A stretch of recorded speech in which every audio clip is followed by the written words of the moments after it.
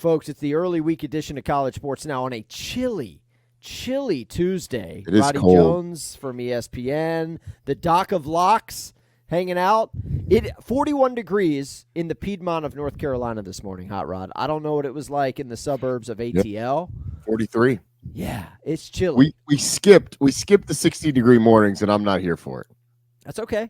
That's okay. I'm ready for fall. I'm embracing much. it. I'm This is leaning too into much. it. The leaves are falling. I've got a plan. I've got a bagger on the mower, so we're going to be just fine. Shehan Jeyarajah from CBS Sports is going to be stopping by. We're going to be talking Big 12 with Shehan. Okay, he is an authority on the league, and this is a fascinating conference. Roddy, you were in Boulder over the weekend. We'll talk about that. But first and foremost, guys, need to get a little heat check here. It is fall. Candy corn, yes or no? We do this every year. No is the answer. So No. you're still a no. Doc, Still. what say you on Yes, candy I have corn? standards. I mean, I don't hate it or anything, but it's not like I don't buy candy corn. Is there a bowl of candy corn in either of y'all's houses? God, No. no. Dude, come on. We have children that are under 7 and under, all of them. There's not a bowl of anything laying out. That thing wouldn't last 10 minutes.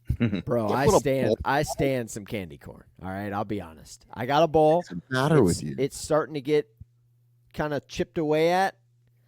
Went to the store, got a big bag of, how do you pronounce it? Brox? Brachs? B-R-A-C-H? Bratches. Bratches? I've never heard that Sounds like pronunciation.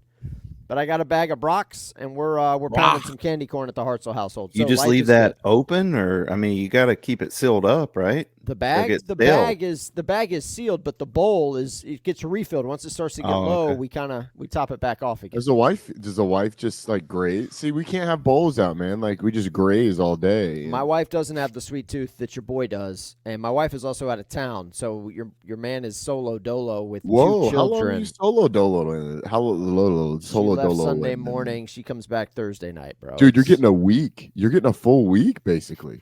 It's a work week. It's a work week. It's been a challenge. Okay, it's Tuesday morning. I mean, we're checking in. We got a lot of activities after school, so that's nice. But yeah, I mean, Tripp knows. I had to leave the office early yesterday. Rad dad in it during trying to Leave football early season yesterday. too. Just trying and to late be like today. you. Just trying to be. No, my wife could not leave me alone with our children for multiple days during football season. It would not go well for anybody. Everybody would be disheveled. I would be up a wall.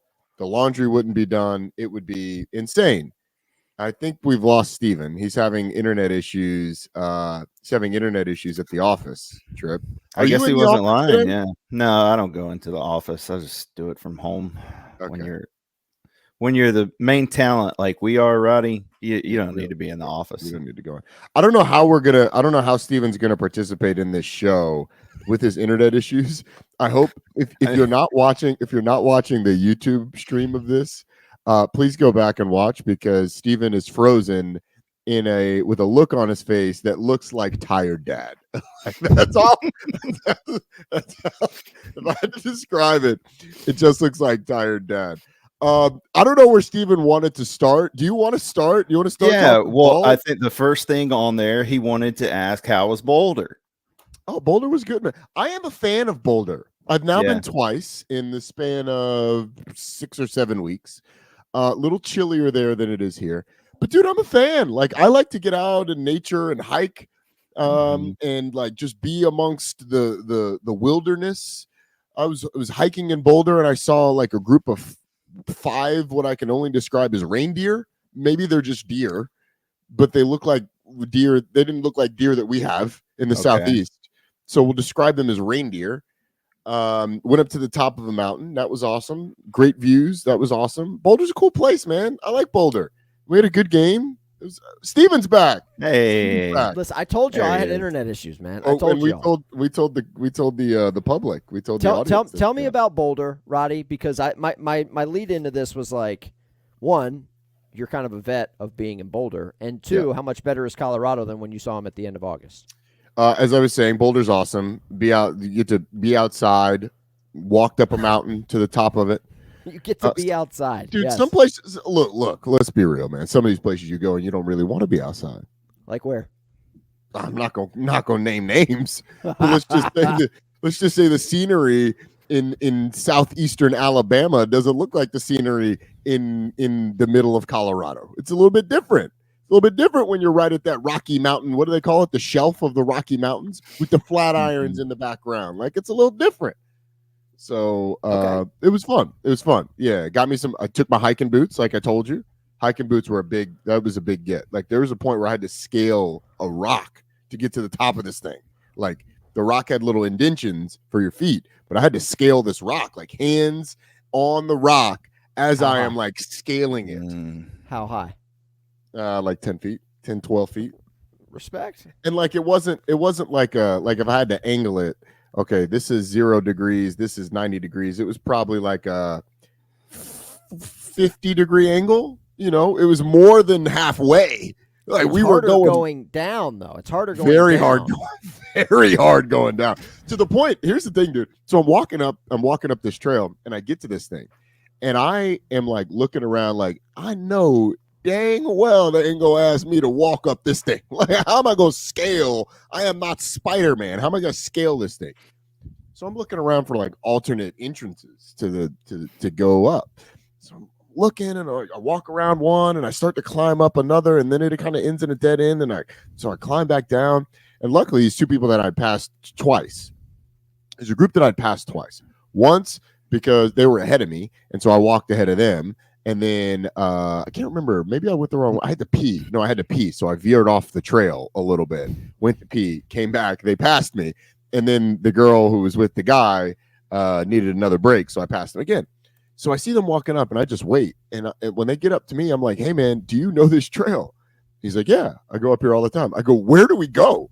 Up the rock? He's like, yeah, let me show you. And dude's like, and his girl looks at me, and she's like, are you going to do it? I'm like, are you going to do it? Like, what are we doing here? He just, like, this freaking free, what do they call it?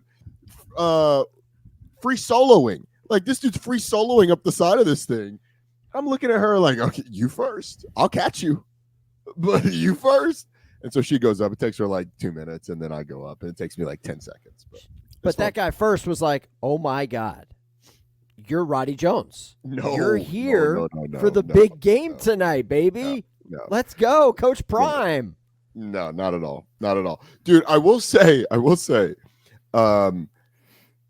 like, there's different levels of people that you work with, and when I say levels, I mean like levels of how long they've been doing it and how recognizable they are.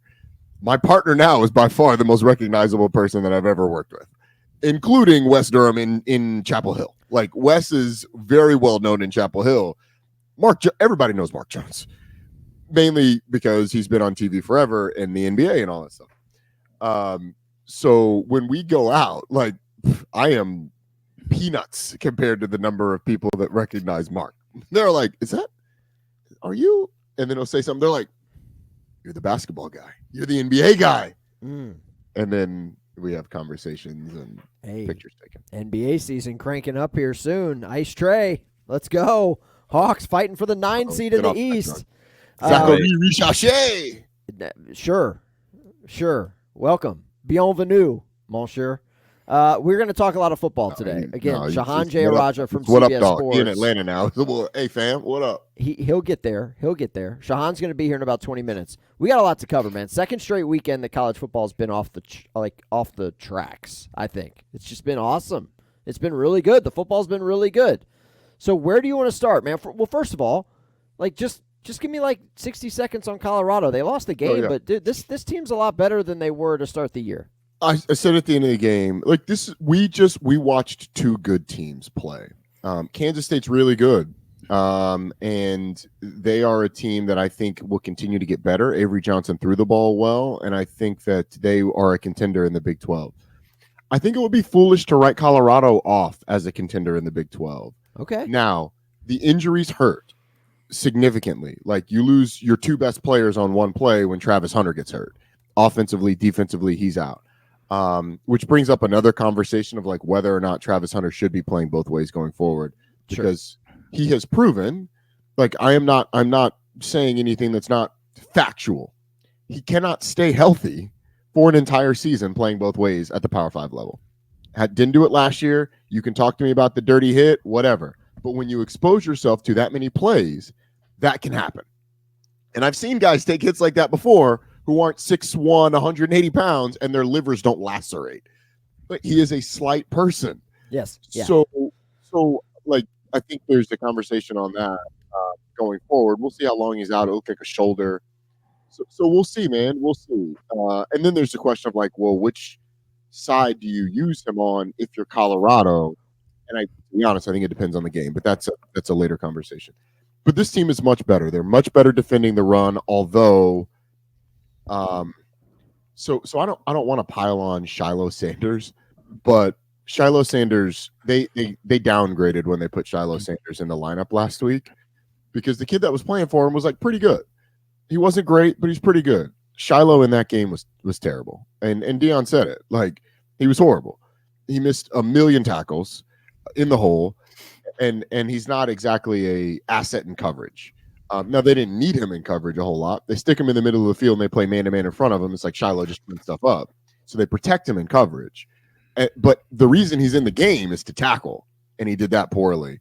So that really hurt that defense. And we didn't bring it up on the broadcast, but like if you had a normal player who's like a sort of a heart and soul kind of guy who misses as many tackles as Shiloh did early in that game, you'd bench that player.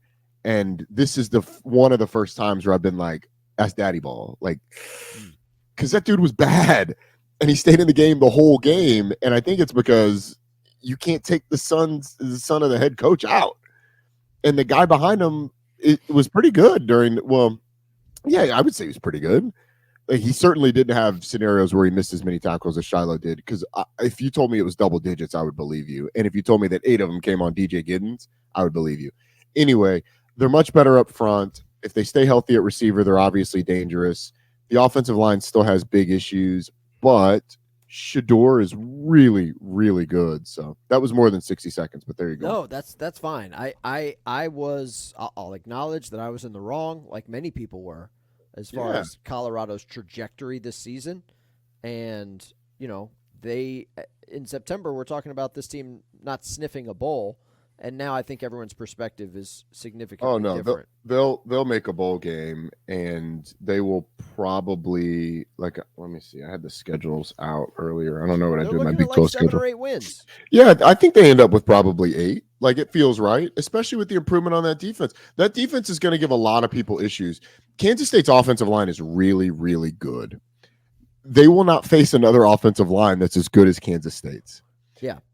So and like the scramble ability of Avery Johnson and the running game, like, I think they'll be fine for most of the rest of the season. Texas Tech, like, if you told me that they ended up beating Utah, no shock.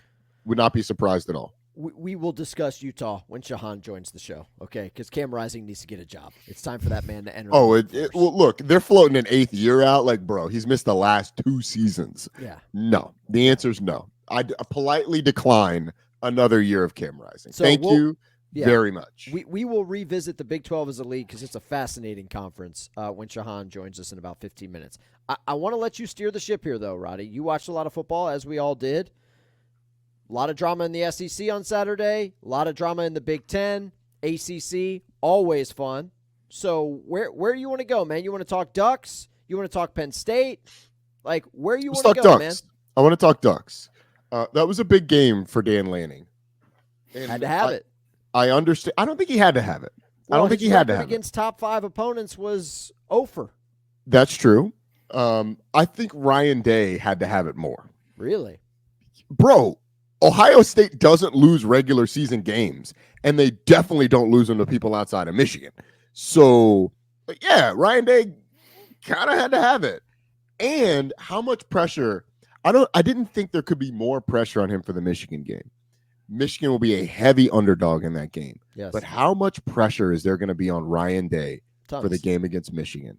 Like, now, not only are you in a situation where you have to beat Michigan because you haven't beat them in 3 years, but if you don't beat Michigan, you're not going to the Big Ten championship game probably. And if that happens, like, that is calamity. Like, we are in a place where we don't want to be. where you got to start figuring out how to make Chip Kelly the next head coach or something like that. Yeah. Hey, it's just facts. Well, I mean, you got a trip to Happy Valley before Michigan comes to town. And Penn State's a fraud. Fraudulent. I mean, Drew Aller went out and won a game. Tell us why later. It's the stock report. That's Okay. one of the teams. Oh, Okay. hey. Yeah, but like your tight end's not going to go for 240 every game. What are we doing? I understand. You still went on the road and won at USC. Yes, they went 2 time zones over to a field that fields a team that's They 3-3. erased a 20-6 halftime deficit, Roddy. They should have been down 20-6. And yet they were, okay? Yes, and they won. You're right. Fraud. Okay. Fraud. Okay. But what about Oregon? Like if we're handicapping teams in the Big Ten, because my take, man, Oregon, Ohio State could have gone either way. Coin flip game. 1,000%. And I'm cool if we get another one of those in December. I'm fine with that too. Right? I'm fine with that. That was great football. That was really good theater, man. It was sloppy. It was sloppy at times. It wasn't always the cleanest of ball. But Dylan Gabriel was fantastic. I thought Will Howard was fine until he wasn't. Dan Lanning's calls, I love that Dan Lanning stood by who he was. Went for it on 4th down, had the surprise onside. And then at the end, even have you gotten into the 12-man controversy? I've certainly read and watched and listened to plenty of discussion. I mean, Yeah. it's So for people who- masterclass stuff. Ish. For people who didn't know or didn't watch, the second to last play of the game, there's like 12 seconds left or something like that. Dan Lanning, before there's a timeout, before that play, Dan Lanning runs a 12th man on the field and basically overloads one side, there's a 3 receiver side and a 1 receiver side, runs a 12th man on the field, a defensive back on that 3 receiver side, basically forcing Will Howard to go to Jeremiah Smith on the other side where there was double coverage, safety over the top, somebody underneath. And while it's very unethical to do that, it's not against the rules. He found a loophole and exploited it. You're trading time for what a happens, 5-yard penalty. What happens is they run a play. Exactly. They run a play, takes time off the clock. It's going to be an incompletion, you would hope. But my argument on the other side is it gives Ohio State a free play. Had they recognized it, which is tough to recognize, tough for a quarterback to see, they got 12 right off the bat. But you could chunk the ball downfield and you got a free play. Like an What if you offsides. get like an offside. Infraction. Pass interference, maybe a big catch, maybe you force him into something else. But it's a gamble. I mean, it certainly is a gamble that paid off for him, because then they snap the next play with 6 seconds left or something like that. Will Howard runs and slides and the game is over. But like even stuff like that, like Dan Lanning was playing chess while Ryan Day was playing, pinochle. It was two different things going on there. I thought Oregon did a great job stopping the run after the initial couple of big runs by Ohio State early in the game. And they survived the spitting by one of their best receivers. Like Trayshawn Holden spat on a man, got ejected for it, and they still won the game. So credit to both of those teams, man. I think we will certainly see both of them again as long as Ohio State takes care of business. So just to clarify, though, if you're power ranking Big Ten teams, Roddy, you've got Oregon, Ohio State, Penn State. Is that accurate? I don't want to speak for you here. By the nature of the game, I would say I would have Oregon above Ohio State. I still look at those two teams, and I think you could, you're splitting hairs there. The fact that Ohio State goes on the road and it's a 1-point loss, that very well could have gone their way, kind of makes me feel like Ohio State might be the better team on a neutral site. But I'm not going to do that to Oregon. That's disrespectful. So yeah, I would say Oregon, Ohio State, Penn State is the ranking. And then I think I think it's Oregon, Ohio State, big gap, Penn State, massive gap, and then everybody else. As a former running back, I asked this question because I feel like you view the position differently than most. Travion Henderson, statistically had a night where you're like, 10 carries, 87 yards, solid.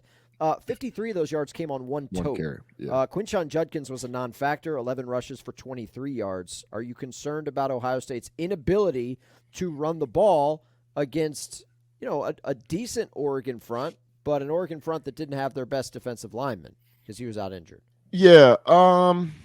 Because this is supposed to be the one thing that Ohio State can do very, Could very hang their well. hat on. You know, like they've got a loaded tailback, a position room. Yes and no. I think it'll come into play. It could come into play against Penn State. It'll come into play maybe against Michigan and then in the college football playoff. So ultimately, yeah, like, does it make me think a little bit differently about Ohio State?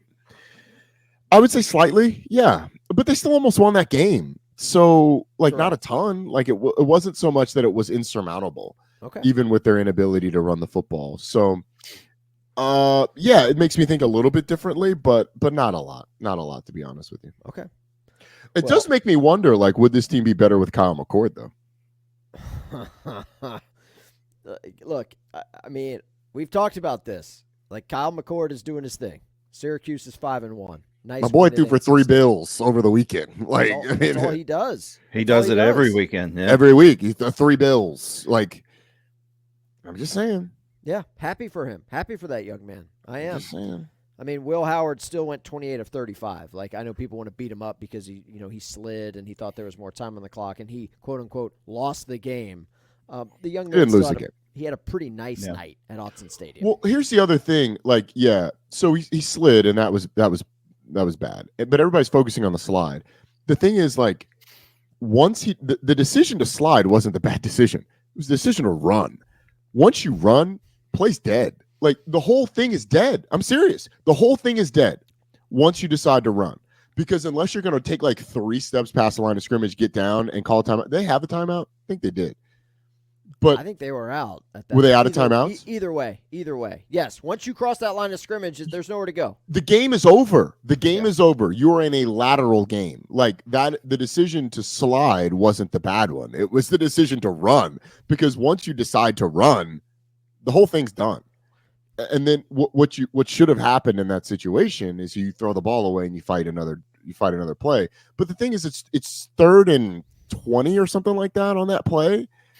So, you're screwed no matter what. Like, getting into field goal range with that amount of time and no timeouts, if they indeed had no timeouts. Let me look and see if they had any timeouts. But if you have no timeouts, to get into field goal range with that amount of time is really, really hard because you're not going to be able to NASCAR it. There's no chance you're getting a first down, so you don't get the stoppage of the clock.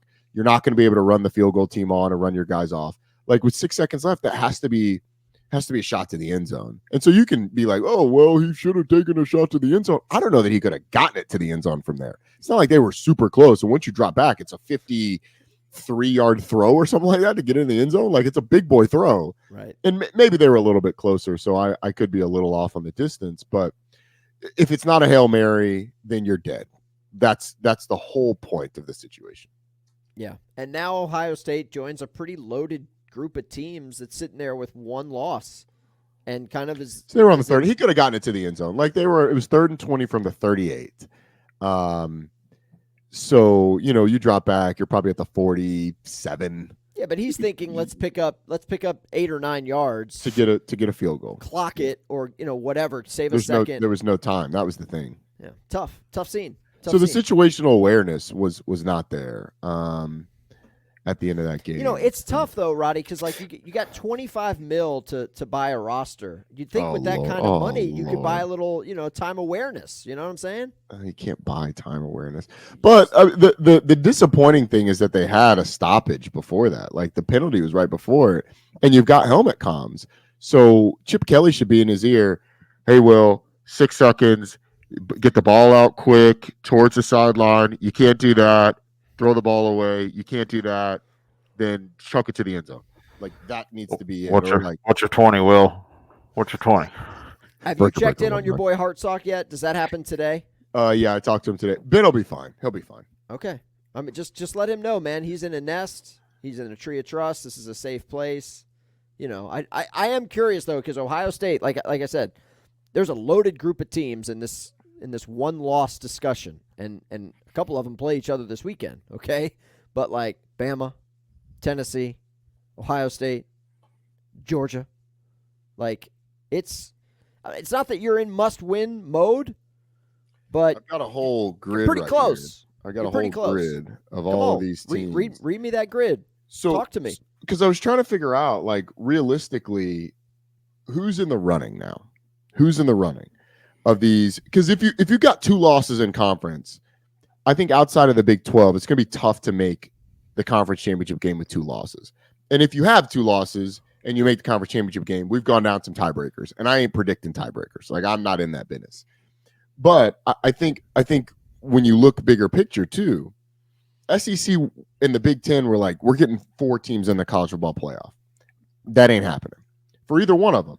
I think there's the potential for it to happen for the SEC if Notre Dame doesn't make it. That's the only scenario. But otherwise, like, the ACC looks very well set up to get 2 teams in. People have written the Big 12 off for dead in terms of getting multiple teams in. I think the Big 12 is set up very nicely to get 2 teams in. And now, one of them has to get to the championship game undefeated, and the other one has to get to the championship game with 1 loss. And maybe that won't happen.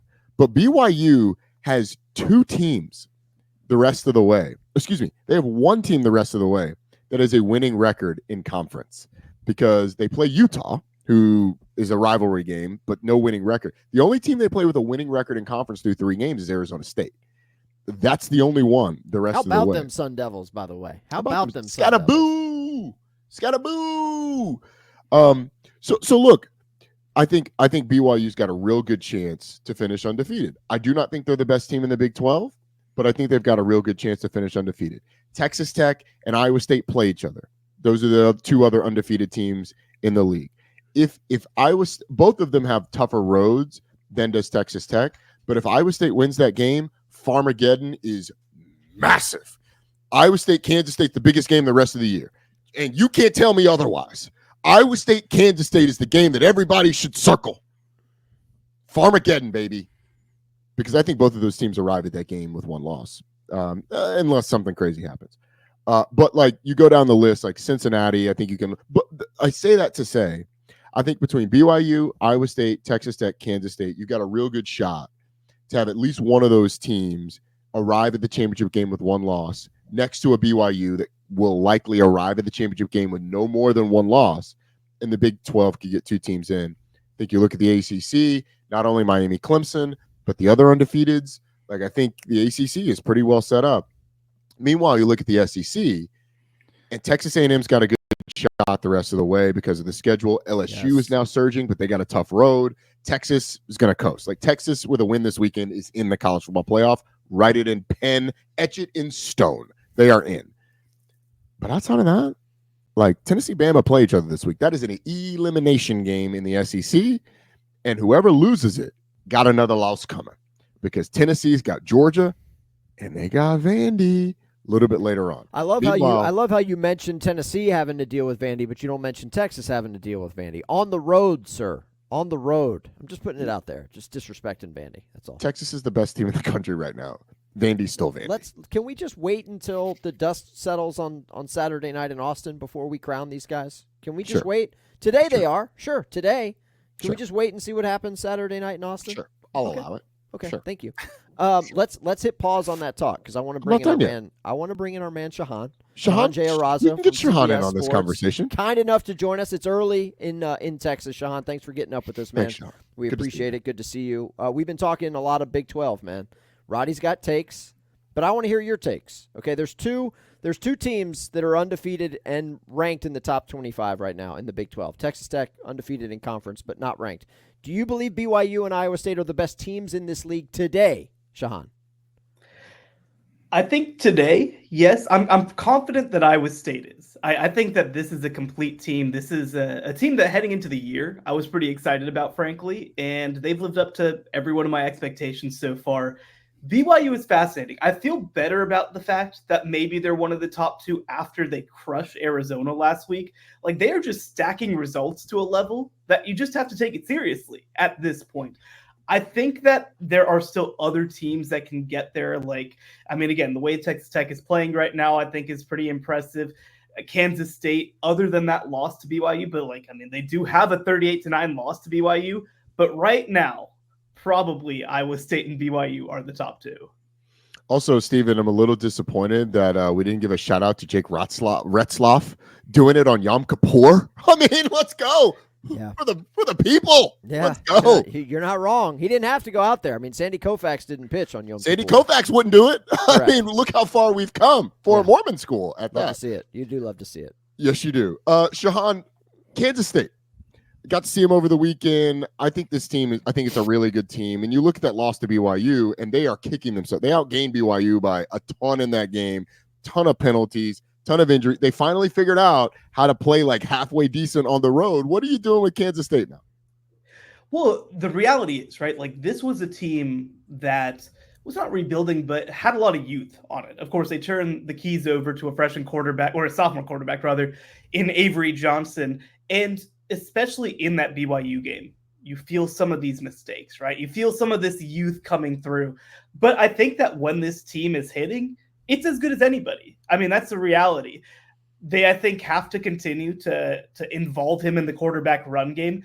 Defensively, of course, they're really good. Again, this is the team that probably is the closest to the top two when it comes to competing for the Big 12. So I still think that this is very much a team capable of winning the Big 12. Of, you know, they of course are in the top 20. I think they're very deservedly there. And I mean, again, they go on the road, they lose big at BYU. That doesn't look like a very bad loss anymore. As long as you're able to handle business from here on out, and they still have Iowa State later in the year, which is going to be a huge game that I think could decide a spot in the Big 12 title game. I think that this is a team that's very much still in contention. I shot my shot saying Farmageddon is the biggest game of the year the rest of the way. You can't tell me otherwise. Do you agree? I mean, Farmageddon is going to be the biggest game the rest of the season. Yeah, it is a huge game. Of course, these are two teams that really don't like each other. These are two teams that mirror each other in so many ways, in the way that they've risen, the way that they build their programs. It's funny, I talk to Iowa State and Kansas State people. They're always like, well, why was my coach ranked ahead of this coach, and why was this coach ranked behind this? All this sort of stuff, right? Like there are so many clean comparisons between these programs. And I think that this has a chance to be one of the best that we've ever seen in this matchup.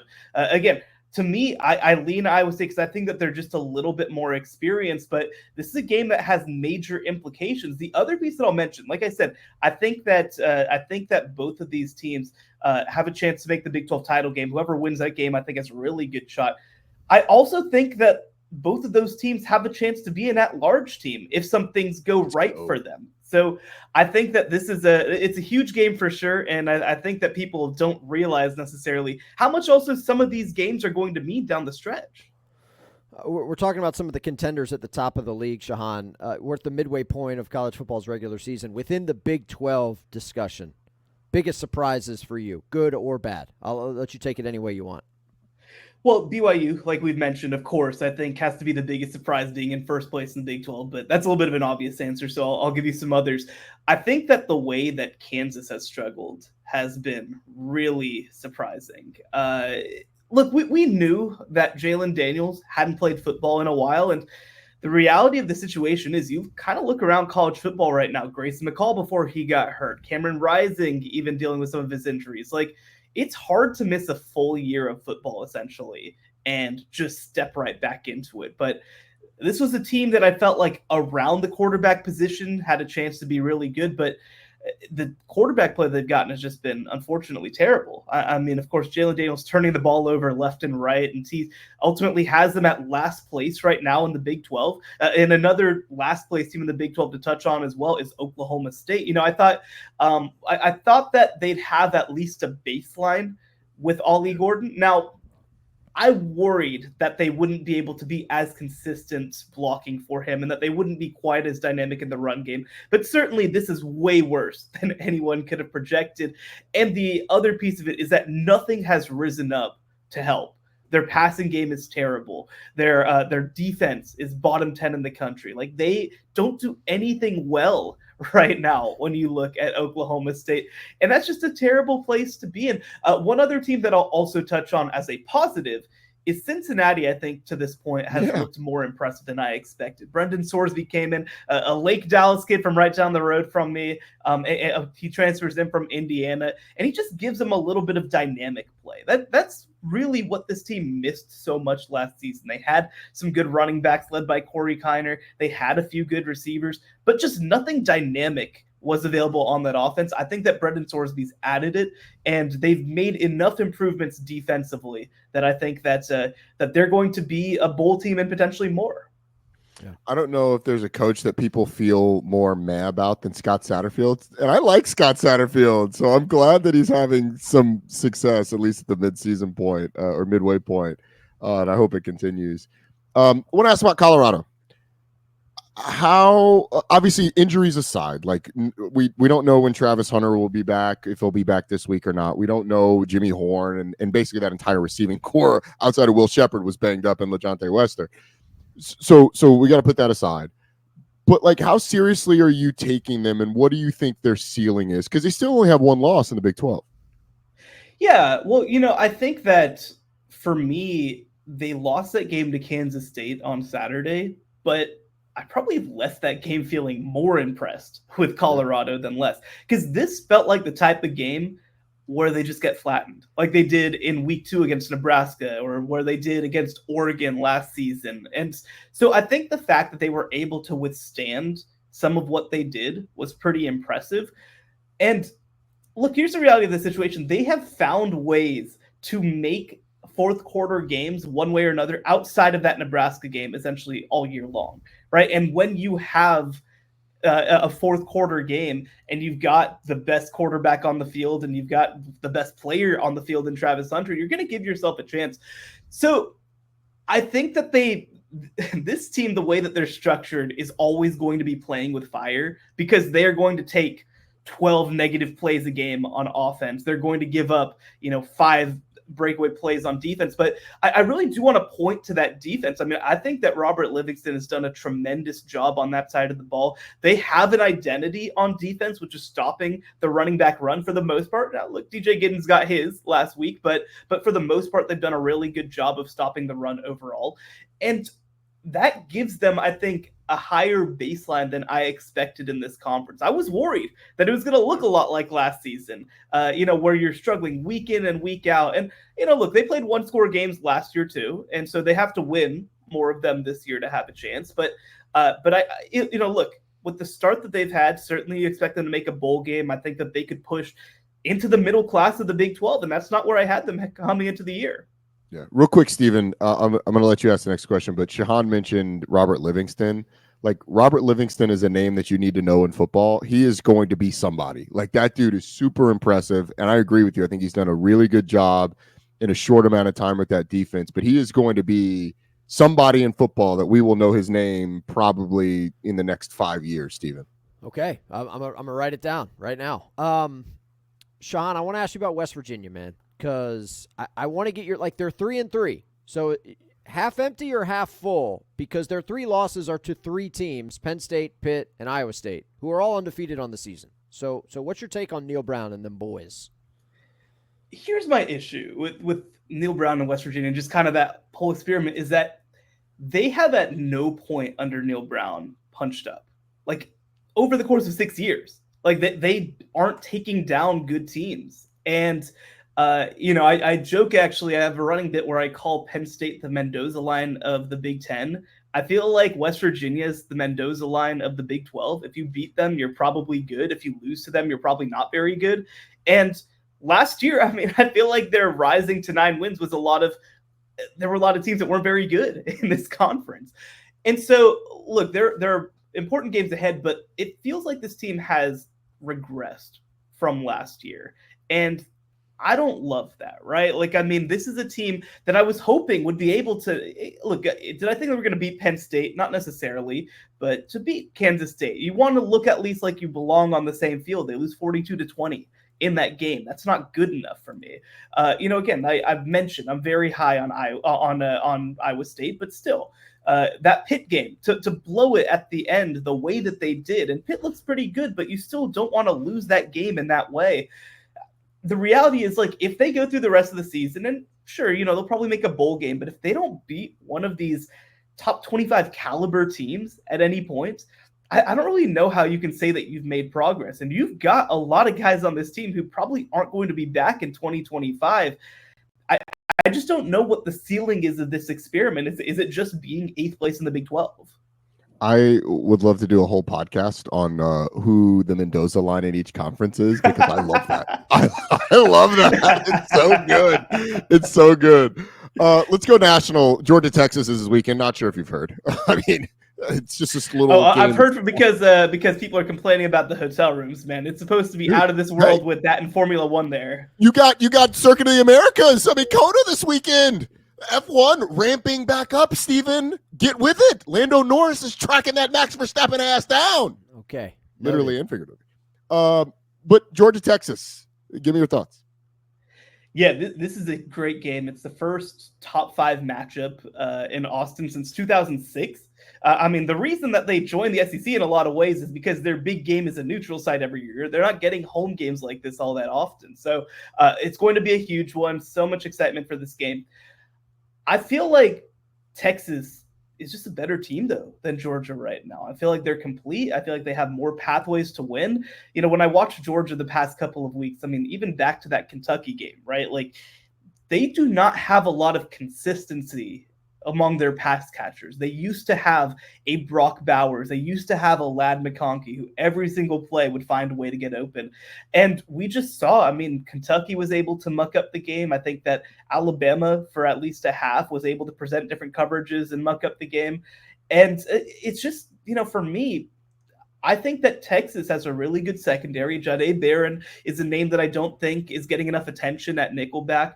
And you know, offensively, of course, Texas presents so many challenges. I think that when you look at Quintravion Wisner last week, he was a breakout player at running back, and that's kind of been the final piece of the offense that hasn't come along. And so I think that Texas is just better at a lot of position groups right now than Georgia is. And some of it is just turnover after a really talented, really veteran 2023 team. But you know, I think Texas comes out, plays well. Now, look, you don't just go and crush Georgia. That's not something that happens. But I do think that Texas has a chance to pull away at the end of this one. It's going to be a great environment, maybe one of the best that we've ever seen at Gerald K. Royal Stadium. And again, at the end of the day, I just think they're a better team. Totally fair take. I do want to ask you, though, about another team in the state, Shehan, which is A&M. And look, they have handled their business since losing to Notre Dame, and I'm looking at an SEC schedule, which, again, by SEC standards, pretty manageable until you know who comes to town November 30th. So, like, I feel like A&M is out there. Nobody's talking about these guys, Shehan. Like, everybody wants to talk about what's wrong with Bama, what's wrong with Tennessee, what's wrong with Georgia. A&M has got a path. They have a path to make some noise when this thing is all said and done. Well, and I'll tell you what, it is perfect that nobody is talking about this team. I'm trying to talk about this team, but you know, but Texas A&M under Mike Elko is a team that people should not talk about and that they do not want you to talk about. Mike Elko is a quiet guy who likes to work and not talk, as opposed to maybe you can say some of the last two staffs that were at Texas A&M. And for people who are from Texas, they know, like, Texas A&M is the blue-collar school. It's the ag school.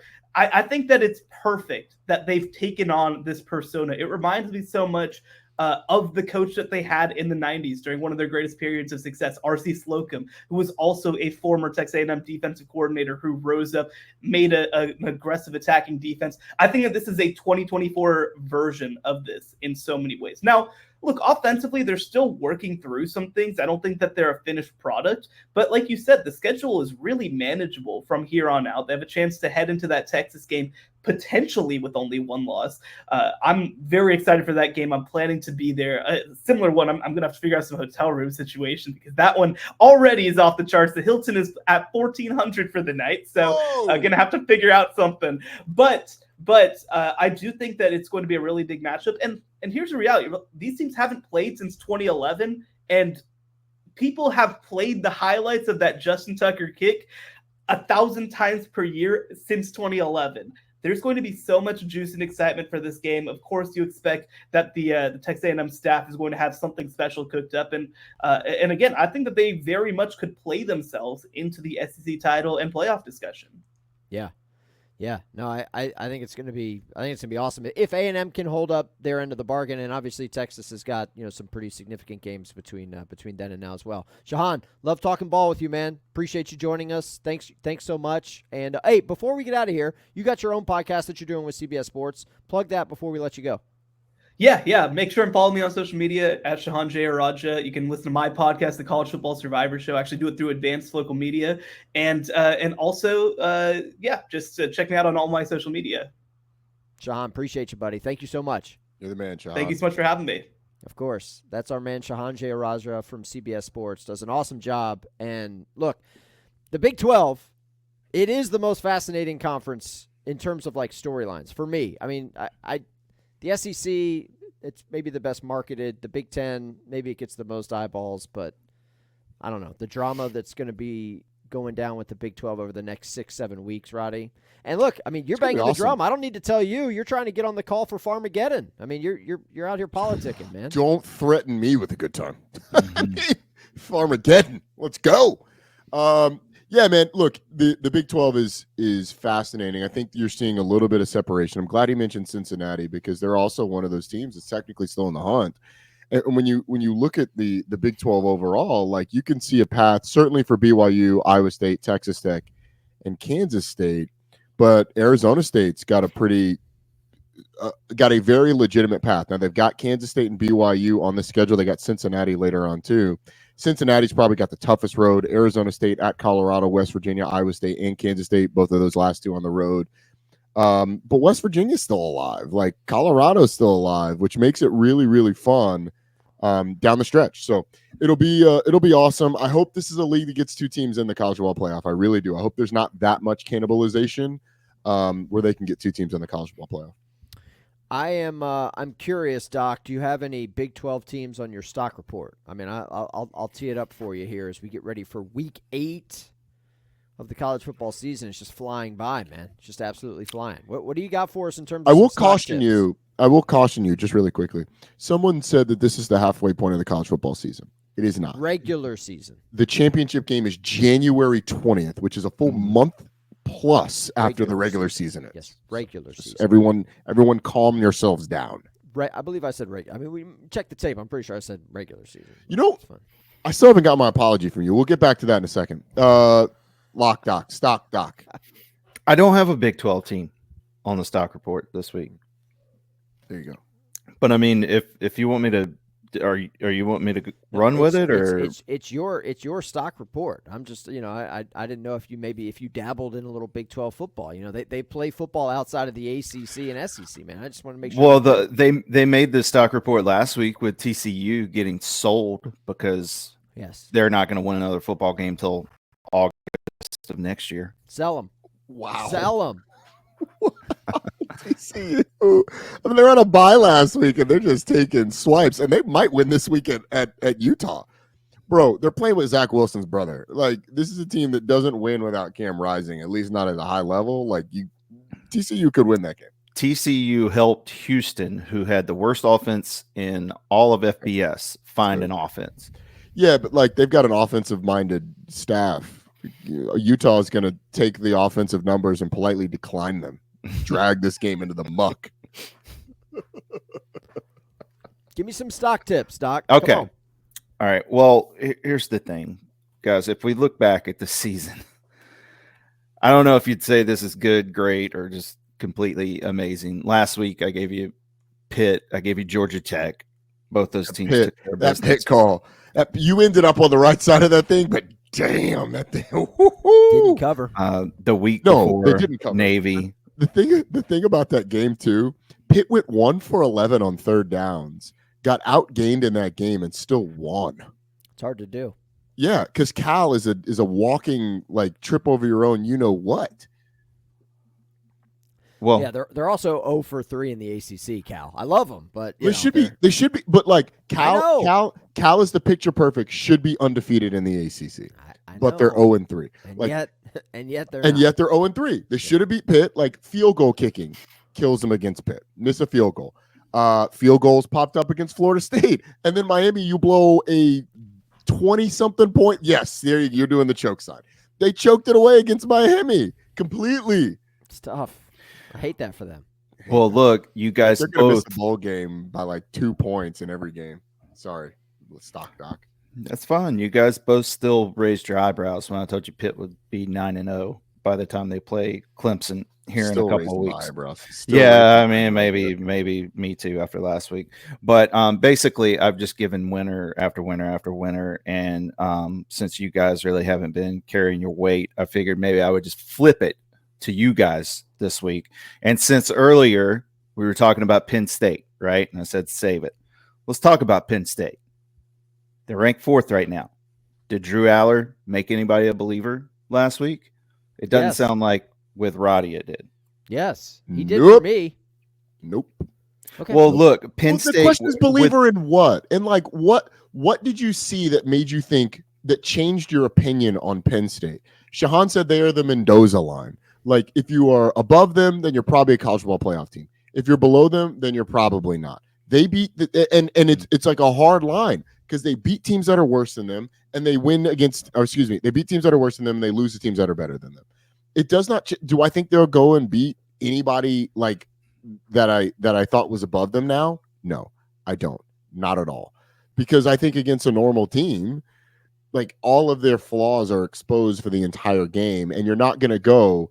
What did that tight end have? Like 17 catches for 240 something yards. Like, bro, that's not going to happen against anybody that's better than them. So it doesn't change my opinion on Penn. I would hold Penn State because whatever you thought of them, you should still think about them. Well, yeah, you Other don't. than the fact that, like, hey, they're a little more gritty against a 3-3 team on the road in an environment that is lackluster. Like, let's just call it what it is. That place is sleepy as hell. yeah. There's 2 places on the West Coast that you go where you're like, yeah, okay, we got to bring our big boy britches for this environment, and they're both in the Pacific Northwest. Like, Damn. that's it. Roddy, dude. I know you work for Disney. I didn't know you had to just bury the entire Big Ten as a league, Brian. That's didn't Bury that's the tough. Big Ten. I didn't bury the Big Ten. Called the I buried Coliseum. What'd you call the Cal Coliseum? and- Sleepy. Not Cal. Yeah, sleepy, cavernous, empty. He's gotta do it. I mean, look. How many people were at that game? What was the obviously gotta- announced? What was the announced I don't have ticket attendance? numbers, I Roddy. think Come on. I'll pull it up. 900 people. Yeah, thank you. I'm going to the announced attendance notes. Let's see. The announced attendance in that game, 75,000 in a place that seats 105, which means it was actually probably like 50. I don't think the Coliseum holds 105,000 people. But anyway, let's continue. Well, I also don't think the experts realize something that I realize what Penn State has on deck. 77. Wisconsin. 77.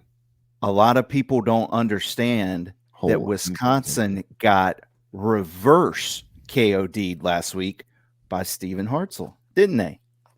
I picked Rutgers last week, and You tried to bury. You were throwing a lot of daggers at Wisconsin That was in your my little one voice loss in memo. the 3-for-all. I went 2-for-1. You went 1 Can for we- 2. But we'll discuss that on Friday. Are we? I get- Hold on. Are we officially done talking about Rutgers now? Because I've been waiting for this week. I think so.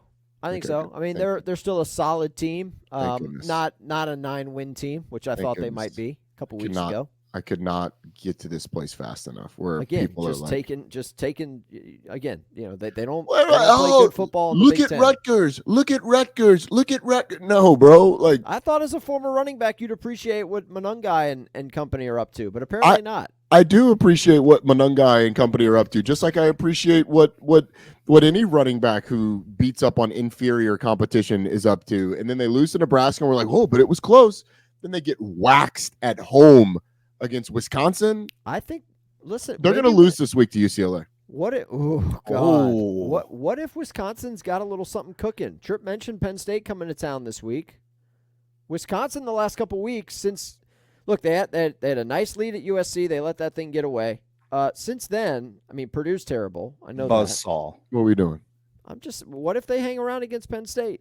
I'm just. What if they Not don't? They got unreasonable at all. Northwestern. They got Northwestern this week, and then they got Penn State next week. But That's And right. Penn it's State's on a at bye. 2 and weeks. it's at Wisconsin too. You don't just roll into And Camp then Randall. after that, you've No, got what could people be have just strolled into Camp Randall for years, and especially Penn State. Like, Penn State strolls in there. They didn't used to. It used to be Big Ten West, so not all the time. It's a tough environment up there. But I'm man. sure they've strolled. Jump then around. Ohio State after that. So I would definitely sell Penn State. That's my official take. Sell on Penn high, State. sure. Yeah. I'm getting rid of that. Penn State right now. I also want to Hold on. put Georgia Tech back on the list this week just because I want to see where you guys are on that right now. Like if you rank every team in college football, they're 40th. Both losses on the road, Louisville and Syracuse, but very tough schedule coming up for Georgia Tech. I think I'm still buying the Yellow Jackets because I think they're going to hang with Notre Dame this weekend. Disrespectful point spread at the Benz. Disrespectful. It is very disrespectful. Yeah, I don't know. Haynes King's hurt, so his health is obviously of the utmost concern. Georgia Tech, you just got to find one, man. Like you just got to find one. To be honest with you, they need to make a bowl game, and if you could get two, that would be great. I don't think this is a team that, like if they got to 8 wins, it'd be awesome. I feel better about them beating Miami than I do about them beating Notre Dame. They've got Notre Dame, Virginia Tech. It's at Virginia Tech. I believe it's on a Thursday night too. Oh no, it's on a Saturday. Notre Dame at Virginia Tech, Miami, NC State, and Georgia. NC State's in trouble right now. That's a dub. Virginia Tech hasn't been great, so you should get to 7. Carolina was a gotta have it, but I don't feel great against Notre Dame this week. I don't. I'm not gonna lie to you. Okay. Although Britt Key's teams do play well against good teams and against ranked teams, They don't so that is play your. well. They don't just play well, Roddy. They beat them win. all. I think they are a crazy live dog this weekend. Okay. Okay. All right. Well, And are we officially done with Tennessee? Because you tell me. I'm going back one more time. I'm going back one more time. I think I kind of like Tennessee this weekend. Loud. Who are you most worried about in the SEC, Roddy? Tennessee, Bama, or Georgia? Tennessee. Why? That's fair. A quarterback. That's fair.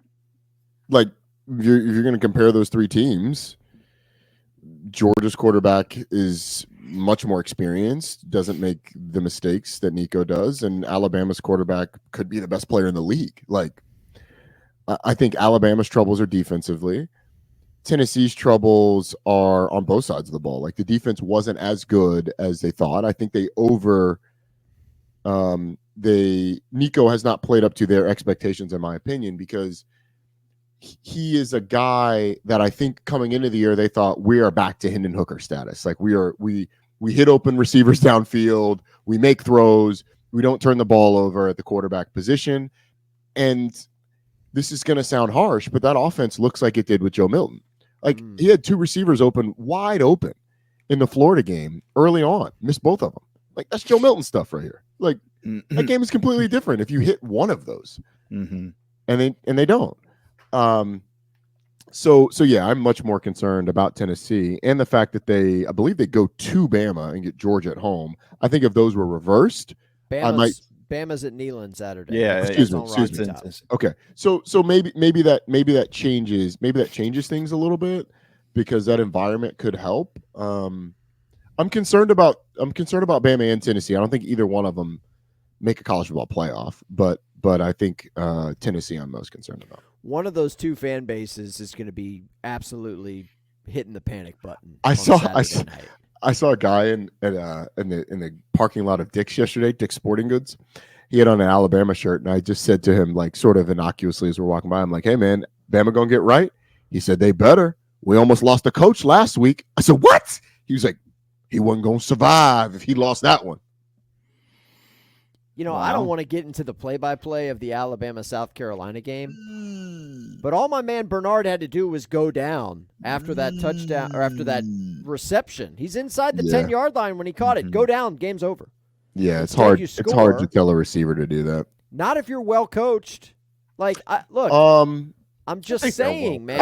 I think that could happen under Saban too. Like, there's a lot of things that you can put on Kalen DeBoer. Hey, if you catch a wide open pass inside the 10-yard line, just go down. Probably isn't something that even a Saban staff would have gone through right before. And to ask a receiver who is one option of 5 on that play to tell all of the receivers, hey, look, if you get in that situation, go down, it's probably a little too much to ask. And to ask a receiver to have the situational awareness of they have no timeouts, game's over, don't score. That's a hard one. So I think that's a tough one to put on the coaching staff. A running back doing it, absolutely. Running back expecting to get the ball. Hey, bro, whatever you do, don't score. To tell the offense, hey, don't score, like that's a little tough. That's a little tough. I don't necessarily put that on DeBoer. Okay. I mean, the thing too, though, like I hear you that like Jalen Milroe might be the best quarterback in the league, but like lately, the decision making from the so-called best quarterback in the league has been lacking, man. Like, yeah, it hasn't been awesome. It hasn't been awesome. Yeah, But like, who would you say is the best quarterback in the league if it's not Jalen Milroe? Well, probably Quinn Ewers. That's probably an easy one. Guys got to stay healthy, man. You can't just take 3 games off. DJ Lagway disappear for a quarter of the stop. I heard what you said. Just stop. Mertz. Listen, Don't man. get Mertz. I feel bad. I feel bad for Mertz. That's a non-contact injury. Yeah. Okay. Florida was winning 10-0 when Mertz left. We know how it ended. I just want to put that out there. Anyway, I don't want to hijack your segment, Doc. Nope, I've only got I've got a lot of other teams that I was looking at this week, but the two that I would definitely be buying right now, Washington State and Iowa. I think both those teams could win out from here. I know they're a little off the radar. What? Why? Why not? Washington State's they're gonna be favored in every game. Why are you making that face, dude? Why you got to be so disrespectful to Tripp's? And I think the Cougs are pretty tough. Like their quarterback. Roddy don't watch West Coast football, man. He ain't staying up to watch Washington. Well, Iowa's in the middle of the country, and I watch Washington State. I have watched Washington State. I did not watch them last week, and I watch Iowa. I don't like to, but I watch them. They scored a lot of points last week, though. That they did. As someone predicted on this show. We'll discuss that. Which it doesn't count when they're giving you points that you didn't earn. When you kick field goals wide right and they just give it to you anyway, change the whole game. Okay, that's all I'm saying. We'll talk about that Friday. Yes, very good. Iowa single-handedly hit the over against Washington, and yet somehow it was not changed everything. Very good. Sure, you're Washington State. Like, it's your stock report. Buy them if you want. I just don't. We're trying to buy low and sell high. We're buying low. That's how you make Washington money. State, Iowa, both. Iowa wins out. Let's see what happens. I don't know. Where was the Vandy stock tip a couple weeks ago, Trip? Where was that was NVIDIA 10 years ago. Vandy was a pick I took the plus 20 or whatever it was. That was a pick. It wasn't a stock. It wasn't a stock report. I feel like we missed the boat. We did. On the new Apple. I mean, that was Apple in the 80s. That was Vandy 3 Apple weeks ago. in the 80s. Get out of here. Can I tell you who you should be buying? Who? Cal. You need to buy Cal stock. Okay. They got NC State. Yeah. They got Oregon State. They got Wake Forest. They will definitely win 2 of the next 3. And they could win more than that. Who they got after that? Syracuse, Stanford, SMU. Yeah, you need to buy now, sell after Wake, and then buy after Syracuse. Hang on. Something about I feel like there's a stat about Justin Wilcox as a favorite at home that doesn't go well for them or something. Roddy, I can't remember. If you, I hear you on Cal. I love Justin Wilcox. Always have. Can I counter with another ACC program that we need to be buying instead? Yeah, buy Knowles. Let's go. Smoo. No, they're too high right now. They're ranked. Yeah, everybody's doing. Nobody's talking about them making it to Charlotte. Everybody's talking about them making it to Charlotte. Who? Everybody. No, not everybody. Everybody's not. Okay, I'll listen to that, Hartzell. They say terrible. Clemson. They say Clemson, Miami, but watch out for SMU because of the schedule, bro. You need to watch more ACC. You need to watch more ACC network. You need to listen to ACC radio. That's all we talk about. Clemson, Miami, and then watch out for sneaky SMU. Their schedule sets up real nice for them. That is it rolls off every single time. For folks outside of the friends and family on the ACC network, nationally, people need to pay attention to SMU, man, because they don't have to play Miami. They don't have to play Clemson. Yep. They figured out their quarterback situation. Those boys are dangerous. Now, don't go to Palo Alto and trip up. Do not go to Wallace Wade and trip up. By the way, you understand They also play Virginia, too. Virginia's plucky. Pitt's undefeated right now. So, if you're going to buy SMU, you need to be talking about Pitt, too. Pitt's too high. It's too rich for my blood. We've been on Pitt. We've got tons of Pitt. We've got nothing but gravy from Pitt. We're in a good position on Pitt. Okay. I'm trying to diversify my bonds. I might retire off Pitt right now. Trying to diversify. I think if you're buying SMU as a stock, you're buying a stock that's not going to appreciate. That has a low upside and a high downside. The that's doc where was you're in at. on Rhett Lashley this summer. He walked into that So room in if you Charlotte. if you bought in the summer, doc was locked bought in. in the summer, you'd be good. But I think it's peaking. I think SMU's peaking because they're undefeated right now and people are talking about them. The thin margin of them making it to Charlotte is the only that's the only thing that can bump that stock up anymore. They have to make it to Charlotte. Where is SMU? Do you think they make it to Charlotte? I give them a chance. I give them Do you think they do? No. Neither do I. But I want to talk about them because I don't want to just talk about the same 10 teams. By the way, while we're talking about ACC, and Trip, I say this to you because I know that deep down you still have SMU might lose to Cal at the end of the year. Easy. Maybe. Friday night, Wallace Wade Stadium. Duke hosting a bad Florida State team. We all know Florida State's not good. Do you know how many times Duke has beaten Florida State in the history of Duke football, Roddy Jones? Program history. I would guess that's at 0. It's never happened. Yeah.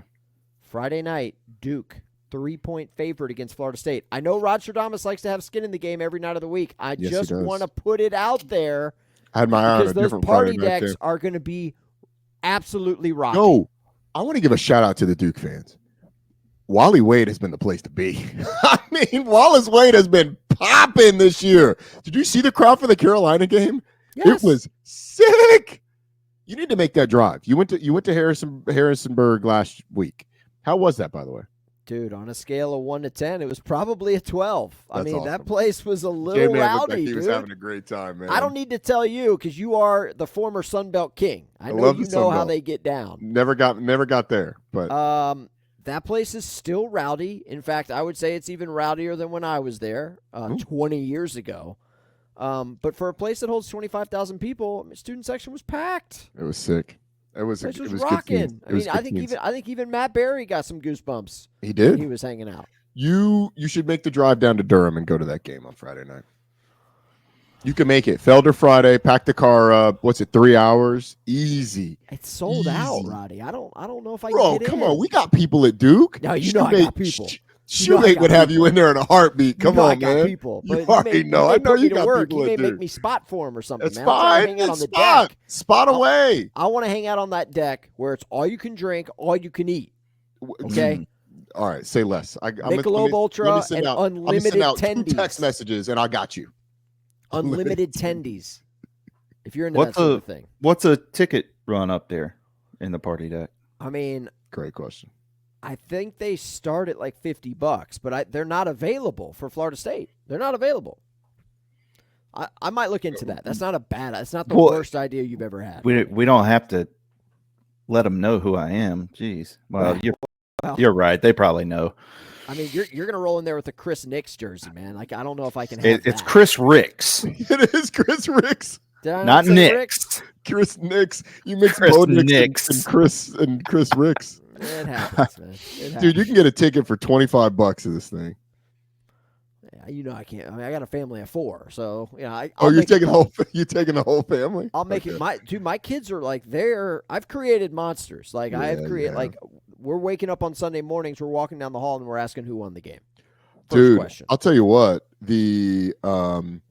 There's a couple of places where you can get great tickets for $30, and they are all on the visitor section side. It looks like Florida State fans ain't going. No, why would they? Why would they? We don't need to. Brock Glenn. That is another stock pick. Brock Glenn. That's why they go there. We don't need to pick on. I might have to go. I might make the drive. Any other takeaways from week 7, Roddy, before we pivot and find out where you're going to be this weekend, and then make some picks? Where we'll start. Penn State, we got that. LSU, it was a gritty win for LSU. Is LSU alive now? They've been alive. Have they? Yeah. Because I feel like we wrote them off, and now I didn't write them off. Still right. Well, you're writing them off by saying Texas A&M has an easy schedule. Yeah, it's true. But people I feel like nationally, if you want to go national, after USC, we looked at LSU's schedule and we're like, yeah, but they got Ole Miss, they got Texas A&M, they got Bama. I don't know if they're going to make it through that schedule. That's an 8-4 team. You beat Ole Miss. Bama now looks mortal. A&M looks good, but I think we're still kind of in a wait-and-see mode because the A&M draw isn't A&M. It's the schedule. I feel like LSU is – I feel like they're alive. I was reminded of the schedule. They're not alive. I mean, they're alive now, but they could lose at Arkansas Saturday. Yes, they could. They're like what do you think about Nussmeier? I like him a lot. I like Garrett Nussmeier. And he had probably his worst game of the year against Ole Miss, and they still win. Yeah. The nails he had on that 4th and 5 to throw that ball into the end zone, I mean, that was some cojones. Put him on the table. Onions. Gotta have it play. He goes deep, and they score a touchdown. Like, just cojones. Yeah. Yeah, so, it's impressive stuff. And boy, I mean, you hate to see it for Ole Miss. That was the other side of this thing. Like, Ole Miss is now 1-2 in the league. They are technically still alive for the college football playoff. But Oklahoma, at Arkansas, Georgia, a live Florida team with DJ Lagway.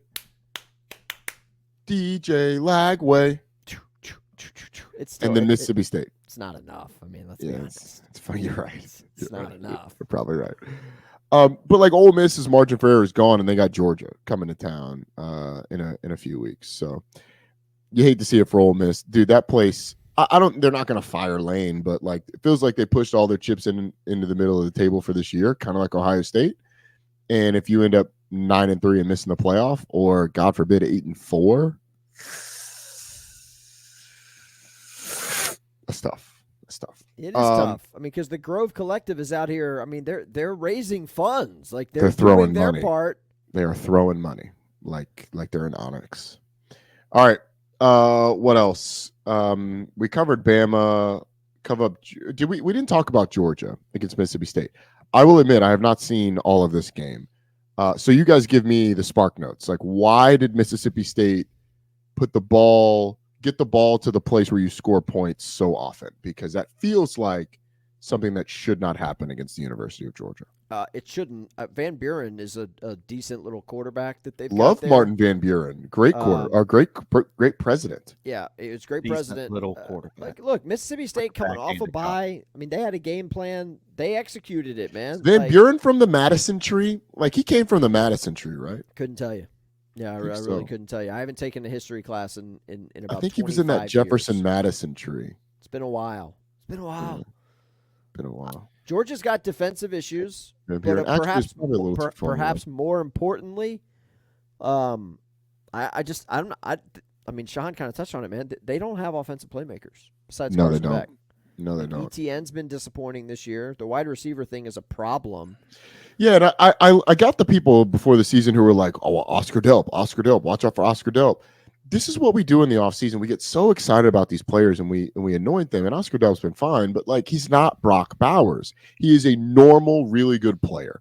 And when you have normal, really good players, you need good players around them to make them be really good. Like, they can't carry teams like a Brock Bowers. Those are special players that come around once in a, we say once in a generation all the time, but like once in a while. So yeah, the offensive playmaker thing is a problem. And I also feel like they've shown some faults elsewhere, particularly defensively, as you said. Yeah. You need Michael Williams. Like, you need guys who are just going to get to the quarterback. Like, they can't sack quarterbacks and they can't force turnovers. Yeah. Yeah. Like, it's tough way to win. It's not ideal. And yet, I still like them plus the points this weekend. Ooh. Okay. It's a sneak peek at Friday's card, Doctor. Just letting you know now. Okay. Wow. Yep. Let's see. Who else do we need to talk about? Clemson.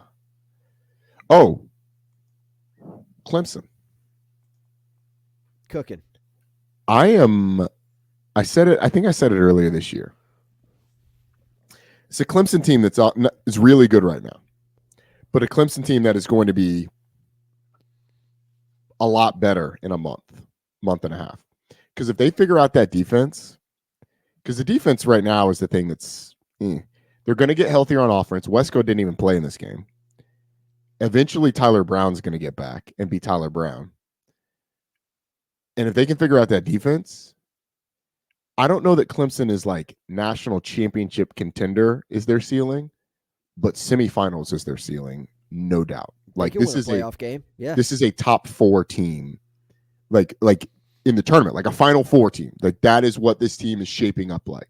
They're not there right now, but I'm not sure anybody is. Like all of the teams we've talked about have flaws. Yeah.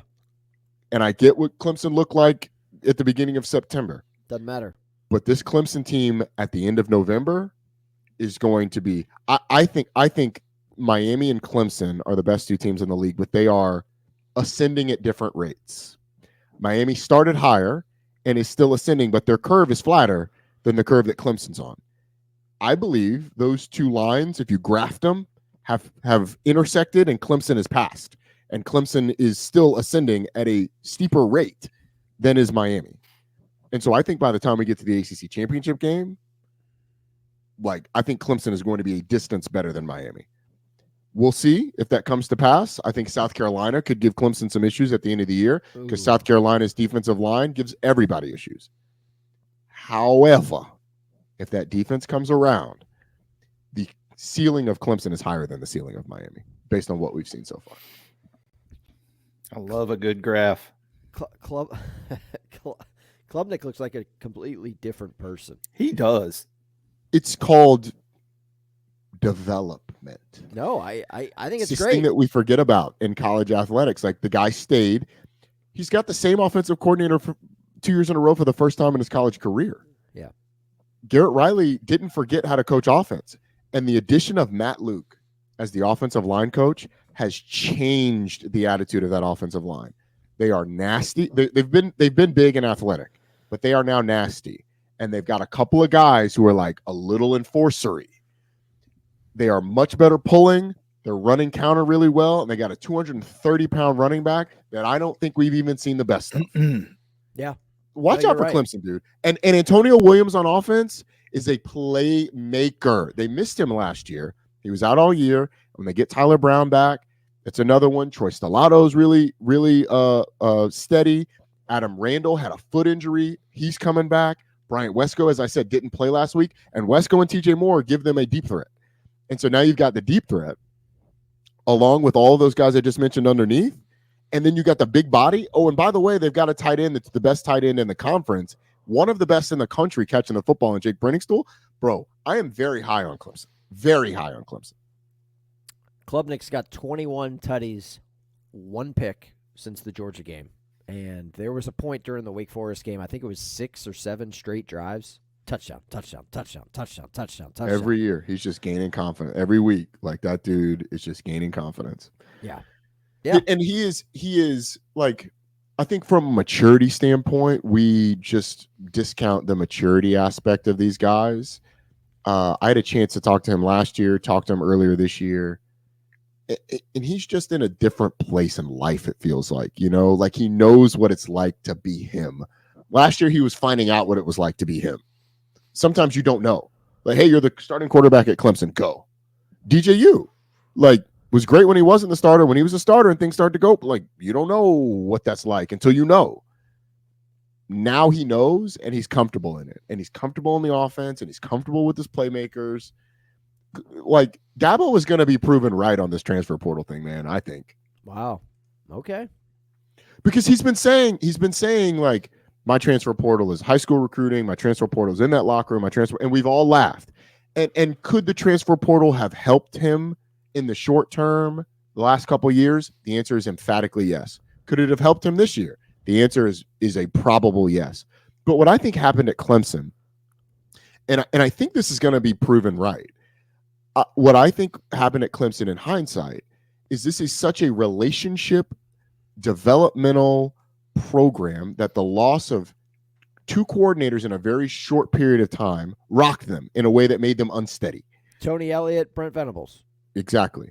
And Jeff Scott, if you want to throw him in there too, because Jeff Scott left in 18 or 19, then Tony Elliott left in 20, and then Brent Venables leaves shortly thereafter. So I think it made them unsteady.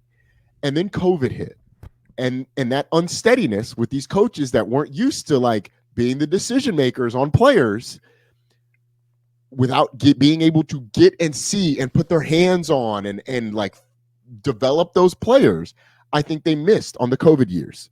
I think they missed on those recruiting classes. And then obviously you had their miss on the quarterback the year before that. And so you have the COVID, the quarterback miss with DJ, the leaving of the coordinators, which makes the ship a little rocky. Then you have COVID where they can't get their hands on recruits and they recruit differently. They don't offer everybody. They offer a very small pool of players. And I think that pool of players proves not to be the right group.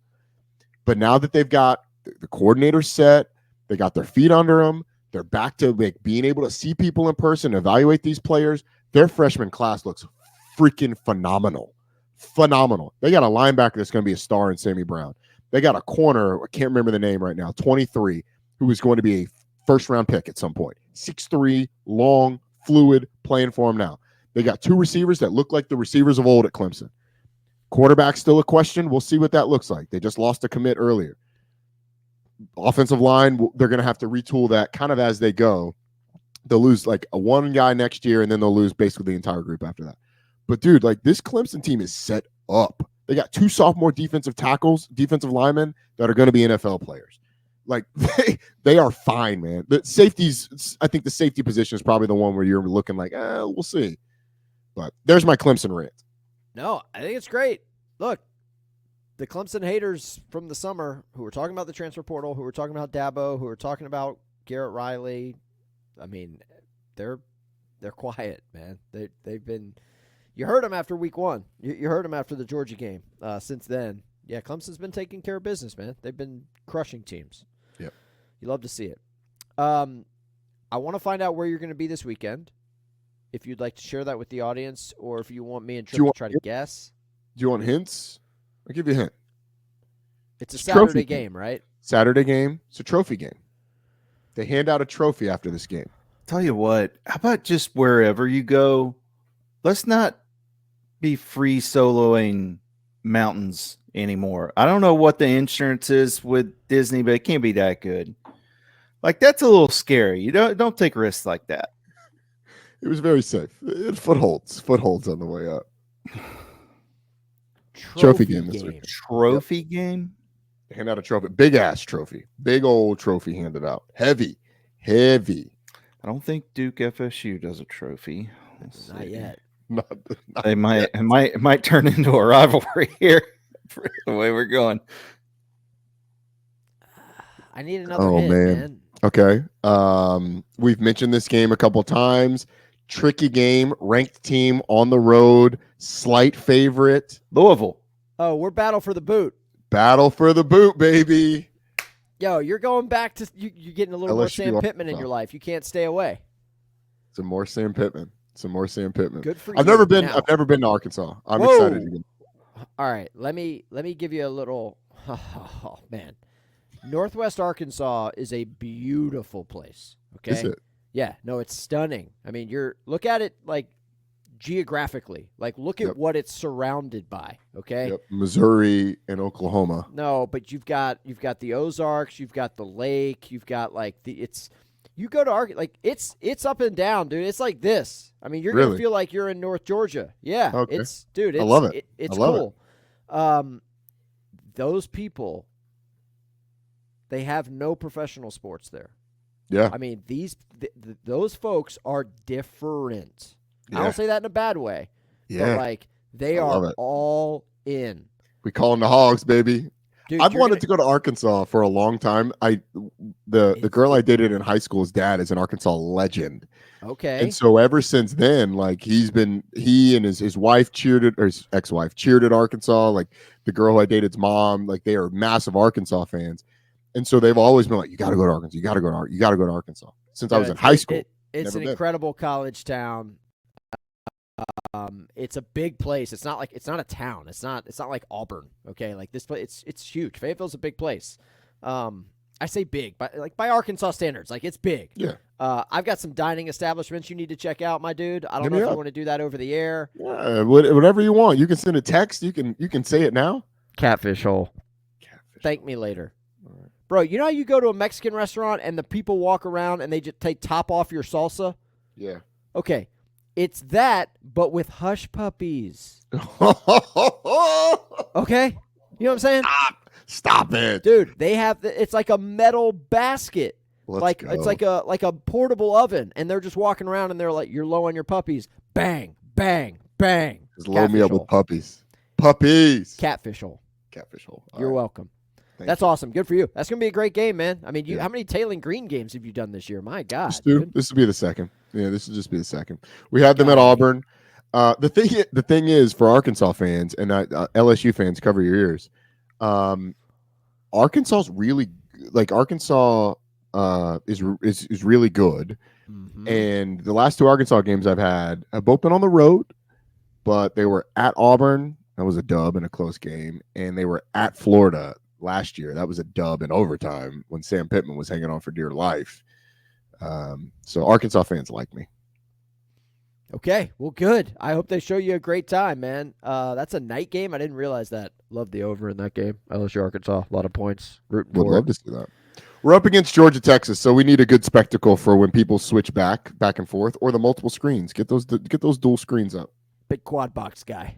You That's won't need awesome. That's great. That's very good. I'm night shifting on the Blitz this week. So is the Oh, doctor. nice. So we will have that game pulled up. We'll be listening to Yeah, all the John Barrett. more reason to go to Wallace Wade on Friday night. Yeah, you're not wrong. Hey, you're not. I got all day to recover. You're not wrong. It's not a terrible idea. I'll make a call. All right. Rodstradamus had a solid weekend. You went 7-5. Need more of those, frankly. For the we do. season, you are still 5 games below 500. Not after this So, week. With that, the Week 8 slate, Roddy, what are we thinking? So we don't dip our toe in on Tuesdays very often. We're gonna do it this week. Give me These Middle games Tennessee on Tuesday night are rough, bro. These minus are the points. Who? Middle Tennessee minus the points I against thought- Kennesaw State. I thought you didn't pick against your Owls, man. I thought that was where you drew the line. Oh God, they're so bad. They're so bad though. Combined 2-9 against the spread, these two teams. I've always lobbied for a bowl game for the two worst teams in the country, and we might get it in the regular season on a Tuesday. Yeah. In we might. Murfreesboro tonight? Is that In Murfreesboro, suburb of Nashville, where they're still fishing out pieces of those goalposts. Is that true? I don't think that is true. I think they fished it out. I think it's They it's fished the dry. whole thing. Yeah, it Yeah, came out, it's- and they're it's cutting dry. it up and selling it for parts. And I might Which be is interested in buying a piece. Which is honestly. wrong. Like, No. put it on Broadway and Agreed. build a bar or a restaurant or something around it. Agreed. All right, let's flip to Thursday. Give me Boston College plus the points on the road at Virginia Tech. Interesting. What's up with Castellanos, man? Is he back? Is he coming back? Yeah, I think He was back last week. Yeah. He Yeah, he was? played Okay. last week. Yeah, I'm just he didn't play. checking. He didn't play particularly well, but he played. All right, BC plus I- 6.5. Yeah, I think BC coming off of, or he played 2 weeks ago, I think, because BC was on a bye. I think BC coming off a bye. Virginia Tech is desperate, but Virginia Tech, do you know what Virginia Tech's record is during Brent Pry's tenure at home against FBS opponents? Sub 500. It is exactly 500, 6-6. So we talk about home field advantages. Lane Stadium has not been that, and it hasn't been that for a long time. Like, you can go back to the Fuente days too, and the home field advantage has not been a real advantage. It just hasn't. So I like Boston College to cover. All right, let's keep it moving. Friday. I would really love what I would really love to do is pick Purdue plus the points, but I can't because Purdue might be the worst team in America. So I'll go with BYU minus the points at home against Oklahoma State. It's 9.5, man. That's a big number. I got 10. Yes, but BYU is on the road, is at home, so I like that. I'll tell you what'll probably hit though. This is for you, Doc. You get a little taste of this. Maybe the under in the Oregon Purdue game. Okay. It's 58.5. How many points do you think Purdue scores? Well, 0. they scored 49 last week against Illinois. Yeah.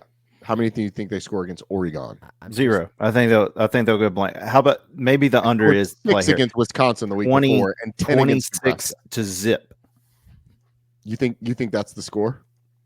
something like that. Because Oregon, I don't. See, I don't trust Oregon to cover either. I think the score is going to be like 42-10. Okay. Like that's kind of what I'm unders. feeling on that one. I hate unders. I know you got to watch the whole game. Got to watch the whole game. All right, let's keep it moving. Give me Clemson minus the 21 and a hook against Virginia. Okay. Mm-hmm. Give me where is this one? Oh, I've only got I've got all of it. Where is it? Who does Louisville play? Miami. Hosts Miami. Give me Louisville plus the points against Miami. 3.5. I got it's 4. I got 4. I got 4. I got 4. Okay. I got 4. I'll take Kansas State minus the points at West Virginia. Man, the home ticket for West Virginia games this year has been incredible in terms of like who's been coming solid. to town. It'd Very be nice solid. if they, won one of those. Tough. West Virginia plus 3. Yeah, I'll take. Oh, no. I'm taking Kansas State minus the points. Glad we clarified that. Kansas State minus 3 on the road. Kansas State minus 3 on the road. Let's see. Give me this is heavy ACC. Give me SMU minus the 15 and a hook at Stanford. Okay. You've seen Stanford play since Ashton Daniels got hurt? Bro, you want to talk about a friends and family environment? The Farm. That's the ACC primetime game this week. That's where Wes is going? Palo Alto? Yeah, man. Poor guy. Bro, ain't nobody going to be there. Are the Nobody. Falcons on the West Coast this week? I mean, that's the only way that makes makes sense. No. Wes is taking a red eye after the game to, I believe, Atlanta for like a 1 p.m. kick. Seahawks in town. Yeah. Dude, I'm going to save this for Wayne, but I watched a lot of NFL on Sunday because my wife's out of town and I just had nothing to do. I was just completely bored. The NFL is boring. God, it's boring. Not the Bears. I didn't get up and watch you guys play at Tottenham on Sunday morning. You're appreciating a different game when you watch the NFL. I don't like it. No, I mean, you can not like it. I'm not going to tell you what to do, but I think there's a lot to appreciate about the NFL. If you're just going for like the adrenaline injection that is college football, you're not going to get it. Yeah, it's boring. But if you're going for the mastery of skill and just overall ability, then you're going to get Nobody it. misses There's tackles. too many flags. Nobody misses tackles. Nobody drops balls. But, man, it's just me. It's chalky. Boring. Too chalky. Football. Yeah. You're just watching the wrong games. Yeah, I know. I'm watching Falcons games, so you're absolutely All right, we got to pick the big ones. Jeez, I'll take Alabama minus the points on the road at Tennessee. What is that? It doesn't feel good. 2.5. I mean, I think that's the right side, though, Doc. You disagree? Or you still? Yeah, I'm still riding with. I'm still riding with Tennessee right now. Wow. Okay. Yeah. I don't know that that's the right thing to do there. I don't know either. Yeah. Another ACC one. NC State's going out to Cal, getting 10 points. Cal hasn't won an ACC game, and I don't think their offense is capable of winning by 10 points. You're just telling us to buy Cal, but they're not going to cover. I don't know that they cover. I think I'd be on NC State too. Yeah, I'll take NC State. Now, that's a hold your nose type of thing because NC State is terrible. CJ Bailey threw for almost 400 yards last week against Syracuse. Okay. The thing that scares you in this game is Cal is great at creating turnovers. Their offense has been very meh without Jay Knott, but their defense has created a ton of turnovers. Noel Williams leads the world in interceptions. I mean, that's probably the 0-7 side. against the spread. The Wolfpack this year. Oh, crazy. Okay. Take it off. Actually, no, it's got to end at some point. Leave it on. They're due. They're due. Yeah, I think they are due. Makes sense. Good handicap. Other than that, I think we got to pick the Georgia. We got to pick the Georgia game. I'll take Texas minus the points at home. That line as we record this show on Tuesday morning is where? I got 4. 4. I got 4. Okay. Okay. I'll take 3.5. No. It's 4. The Okay. number's 4. All I know this is your segment, so I don't want to steal your thunder. But No, go ahead. There is a Sunbelt line this week that is Oh, okay. Don't tell me. Let me guess. way out of whack. Way out of whack in the Sun Belt. Hold on. Let's sort by Sun Belt so I can look at all if these. you know me, you know where I'm going here. IYKYK.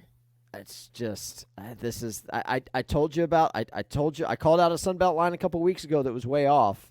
You saying JMU at Georgia Southern, or are you That going is- Texas Tech at Old Dirty? No, I'm going to Statesboro. That's an absurd number. 9.5. Ain't no way. I don't know. JMU ain't winning that game by double digits. Oh, they're not winning that game Ain't by double digits. no I thought you were on the JMU side. I agree. I would take Georgia Southern plus.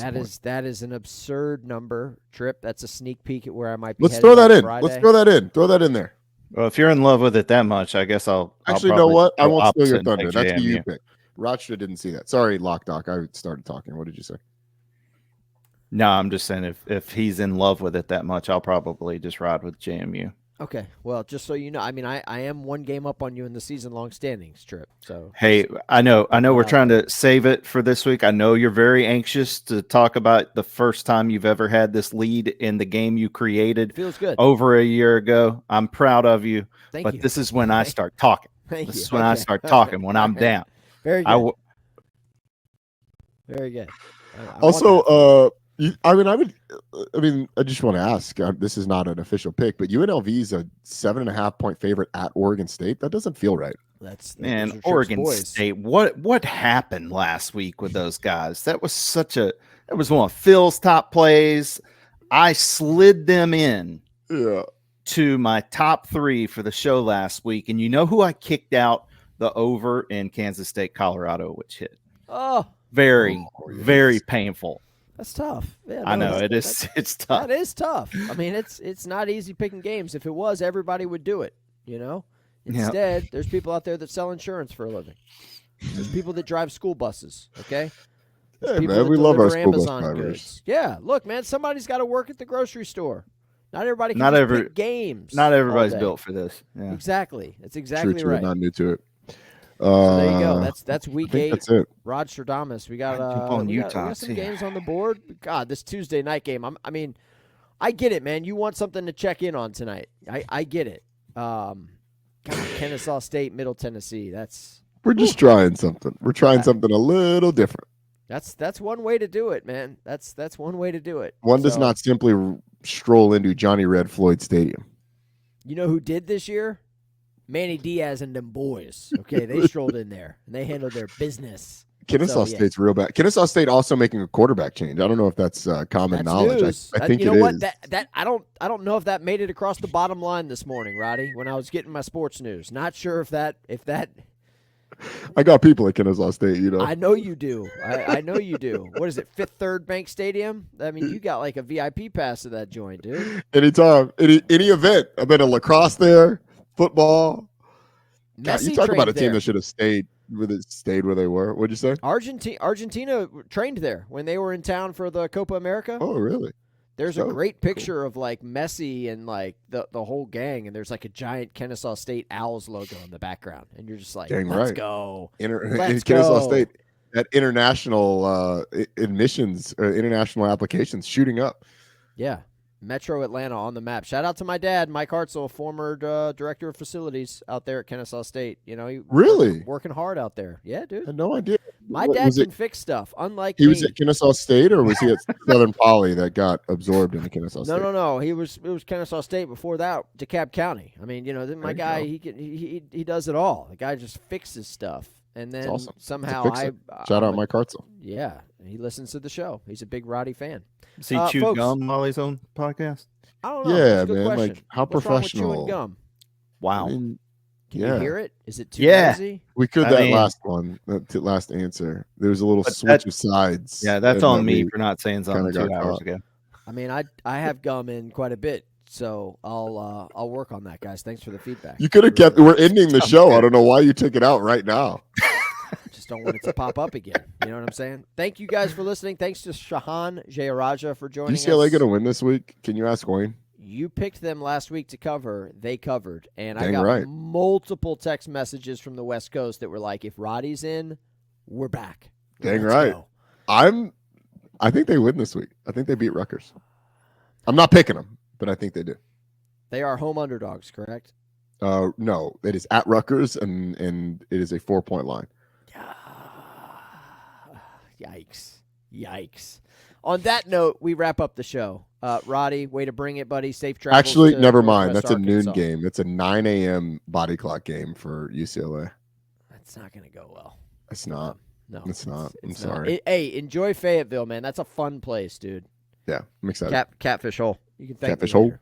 You can thank me later. Thanks for listening, everybody. Wayne's back on Wednesday. We'll talk to y'all then.